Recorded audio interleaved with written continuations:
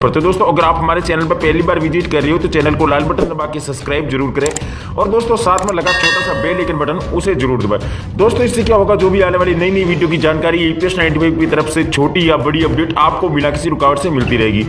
तो दोस्तों अपडेट लगाई गई है, good news for EPFO pensioners. जी हाँ दोस्तों, इस सुविधा के लिए ईपीएफओ द्वारा ईपीएस 95 पेंशन धारकों को दिए जा रहे कई विकल्प ऐसे उठाए दोस्तों आप लाभ। आपको बता दूं, जानकारी के अनुसार पेंशनर्सों को राहत देने के लिए डाकिया अब केंद्र सरकार के पेंशनर्सों को अपना जीवन प्रमाण पत्र ऑनलाइन जमा कराने के लिए घर बैठे सेवा प्रदान करेंगे। डाक विभाग और इलेक्ट्रॉनिक्स और सूचना प्रौद्योगिकी मंत्रालय के इंडिया पोस्ट पेमेंट बैंक ने पेंशन और पेंशनर्स कल्याण विभाग WOPPW ने पहल शुरू की है। जानकारी में कहा गया है कि केंद्र सरकार, राज्य सरकार, ईपीएफओ या किसी अन्य सरकारी संगठनों के पेंशनर्स इस सुविधा का लाभ घर बैठे या किसी भी डाकघरों में उठा सकते हैं। जीवन प्रमाण पत्र पोर्टल के माध्यम से जीवन प्रमाण पत्र ऑनलाइन जमा कराने की सुविधा नवंबर 2014 में प्रधानमंत्री नरेंद्र मोदी जी द्वारा शुरू की गई थी। पेंशनरों और पेंशनर्सों के कल्याण विभाग DOPPW ने बुजुर्गों और पेंशनर्सों के लिए प्रणाली को सहज और अधिक सुविधाजनक बनाने के लिए साल दर साल तकनीक का लाभ उठाया है। केंद्र सरकार ने कहा है कि इस सुविधा से पेंशनर्सों को जीवन प्रमाण पत्र जमा कराने के लिए पेंशन विभाग या पेंशन संवितरण एजेंसियों के कार्यालय का दौरा करने की आवश्यकता नहीं है। जीवन प्रमाण पत्र और संबंधित शुल्क कैसे उत्पन्न करें? दोस्तों, पेंशन भोगी पोस्ट ईपो मोबाइल ऐप या सरकारी वेबसाइट पर डोर स्टेप अनुरोध बुक कर सकते हैं। पेंशन भोगी के मोबाइल पर भेजे गए एक परिणाम पत्र के साथ प्रमाण पत्र तुरंत उत्पन्न होगा। पेंशन विभाग के साथ जीवन प्रमाण पत्र विवरण स्वचालित रूप से अपडेट किया जाएगा।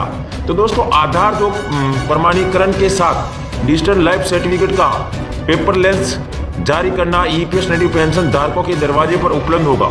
डिजिटल जीवन प्रमाण पत्र बनाने के लिए आवश्यक दस्तावेज: 1 पेंशन आईडी, नंबर 2 पेंशन भुगतान आदेश PPO, नंबर 3 पेंशन संवितरण विभाग, नंबर 4 बैंक खाता विवरण, नंबर 5 मोबाइल नंबर और ईमेल आईडी, नंबर 6 आधार संख्या। तो दोस्तों, इस सेवा के लिए 70 रुपये शुल्क होगा। सरकार ने कहा है कि वर्तमान में महामारी के मैनेजर पेंशनर्सों के लिए घर पर रहते हुए भी जीवन प्रमाण पत्र जमा कराने के लिए एक बड़ी राहत है। IPPB ने डाकघरों में 1,36,000 से अधिक पहुंच बिंदु और 1,89,000 से अधिक डाक कर्मियों और ग्रामीण डाक सेवा के साथ स्मार्टफोन और बायोमेट्रिक उपकरणों के साथ राष्ट्रीय स्तर पर अपने नेटवर्क का उपयोग करने के लिए बैंकिंग सेवाएं प्रदान की गई है कि 65 लाख पेंशन भोगियों को मिल सकती है पेंशन खुशखबरी। बेसिक पेंशन को लेकर यह है फैसला संभव। तो इसमें आपके लिए बता देता हूं कि आपके लिए लेटेस्ट खबर यह है कि पहले तो इसके बारे में आपके लिए क्लियर बता देता हूं कि पेंशन में EFSO क्या होता है और EPS क्या होता है। इसके सिस्टम के अनुसार यदि सब कुछ ठीक रहा तो कर्मचारी भविष्य निधि संगठन यानी कि EPFO इसे लेकर व्यवस्था बना सकता है। सरकार इस संबंध में निर्णय कर रही है। सरकार कर्मचारी संगठनों ने श्रम मंत्रालय को इस आशय का एक प्रस्ताव भेजा है।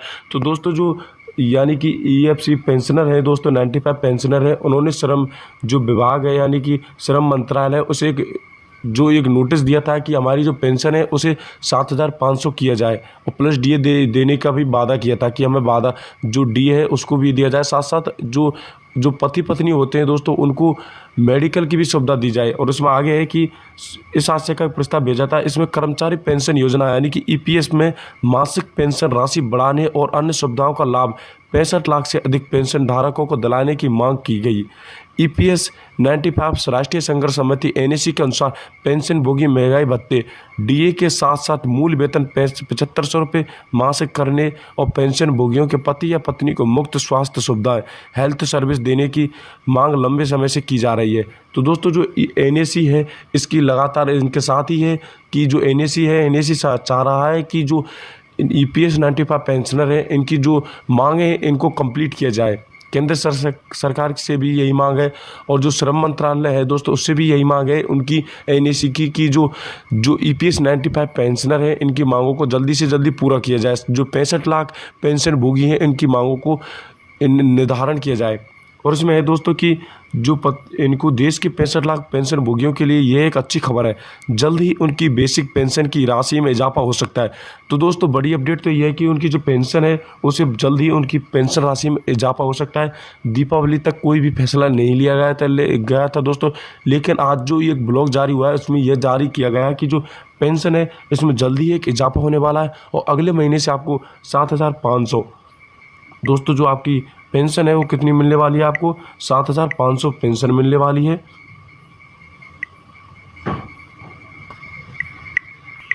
इसके साथ ही इनकी बेसिक पेंशन की राशि जो वो है दोस्तों उसमें भी इजाफा हो सकता है। तो आपकी जो पेंशन है अब क्या होने वाली है, वो होने वाली है 7,500 प्लस जो डीए है दोस्तों वो भी आपको साथ साथ दिया जाएगा।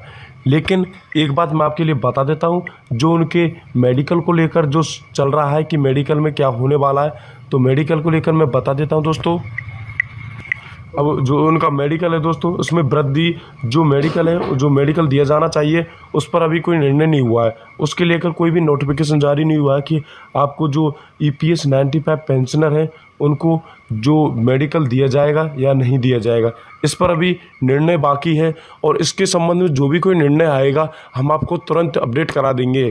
तो तब तक के लिए आप हमारे चैनल को अवश्य सब्सक्राइब करें और वीडियो को लाइक करना और शेयर करना ना भूलें। और मैं आगे बता देता हूं कि आपको जो EPS 95 NSC के अध्यक्ष कमांडर अशोक रावत जो सेवानिवृत्त का कहना है कि 30 वर्ष तक काम करने और पेंशन फंड में योगदान करने के बाद भी कर्मचारियों को मासिक पेंशन के तौर पर केवल 2500 रुपये ही मिल रहे हैं। लेकिन दोस्तों मैं आपके लिए बता देता हूं कि आप सभी को समान रूप से नहीं दिया जा रहा है, यानी कि जो भी है आप सभी को समान रूप से पेंशन नहीं दी जा रही है। कुछ के लिए तो दोस्तों जो पेंशन दी जा रही है 1,000 रुपये ही दी जा रही है, किसी के लिए 2,000 रुपये है, तो किसी के लिए जो पेंशन है EPS 95 जो पेंशनर है उनके लिए किसी के लिए 2,100 है, तो किसी के लिए 2,500 रुपये। लेकिन ये कहना ये भी हो सकता है कि आप सभी के लिए जो पेंशन है एक रूप से समान नहीं दी जा रही है। लेकिन दोस्तों जो EPS 95 पेंशनर है उनका मानना यह है कि जो सबसे पहले पेंशन को तो एक समान रूप से दिया जाना चाहिए, जो भी पेंशन दी जानी चाहिए आप सभी को वो यानी कि एक समान रूप से दी जानी चाहिए, यानी किसी की पेंशन में कोई भी कटौती या किसी प्रकार की खामी नहीं होनी चाहिए। क्योंकि आप सभी को पता ही होगा कि आप सभी की जो EPS पेंशन आ रही है उसमें भी आपको किसी को 1,000 रुपये मिल रहे हैं, तो किसी को 2,000, तो किसी को 500 रुपये ही EPS पेंशन के रूप में प्राप्त हो रही है। और आगे आप देख सकते हैं कि जो इसमें लिखा हुआ है कि आपको बता दें कि EPS 95 एक प्रकार की कर्मचारी भविष्य निधि संगठन की कर्मचारी पेंशन योजना का नाम है। EPS कर्मचारी पेंशन योजना 95 के दायरे में आने वाले कर्मचारियों की मूल वेतन यानी कि बेसिक और महंगाई भत्ता का 12% अंश भविष्य निधि में जमा कराया जाता है। दूसरी तरफ कंपनी नियोक्ताओं से भी 12% का अंशदान लेकर 8.33% EPS में जमा कराया जाता है। मथुरा की सांसद हेमा मालिनी ने हाल ही में एक पत्र श्रम मंत्री संसद जो संतोष गंगवार को लिखकर बुजुर्ग पेंशनरों की मांग पर ध्यान देने की अपील की है।